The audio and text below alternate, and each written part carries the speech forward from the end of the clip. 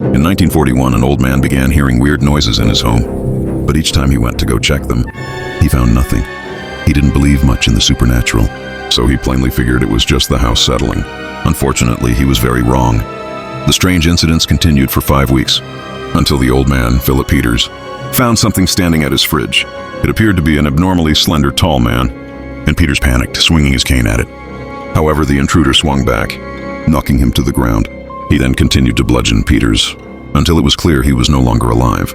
Peters' body was discovered later that day, but the police found no signs of forced entry, and even noted that all the windows and doors were still locked.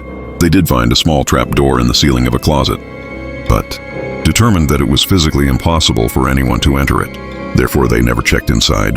Philip Peters' wife returned to the house soon after his death and hired a housekeeper to help her out. But once again, strange incidents kept occurring. They soon became convinced that the home was haunted, which led to the housekeeper's resignation and the widow's moving away. But even after the house was vacated, the neighbors still noticed apparitions in the windows and lights flickering on in the middle of the night. But whenever they knocked, nobody would answer. After receiving so many calls about this house, the Denver police decided to station 2 officers outside to keep an eye on it, and late one night, they finally spotted the figure themselves.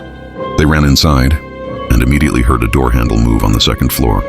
They bolted after the sound and made it just in time to spot a pair of legs.